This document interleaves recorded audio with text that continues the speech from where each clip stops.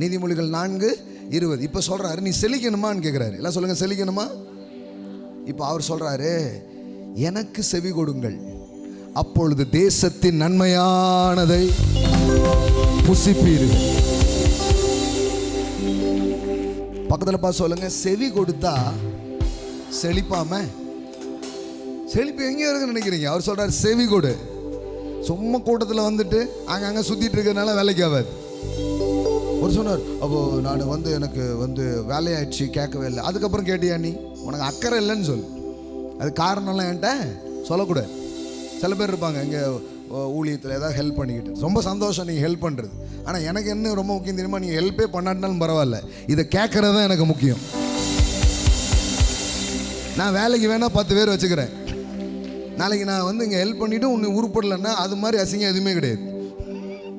நம்ம கூட சேர்ந்துட்டா நம்மளை விட நல்லா இருக்கணும்.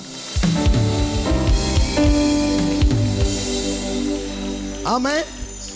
நீங்கள் மனம் பொருந்தி செவி கொடுத்தால், எல்லாம் சொல்லுங்க, செவி கொடுத்தால் தேசத்தின் நன்மைகளை புசிப்பீர்கள். If you are willing and obedient, you shall eat the best of the.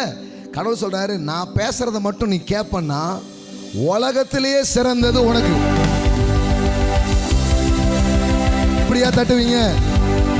Give them prize, give them prize. Ratal lakapo shetele antala brake shetele mandele brake. ஆமென். எல்லாம் சொல்லுங்க, செவி கொடுத்தால் செழிப்பு.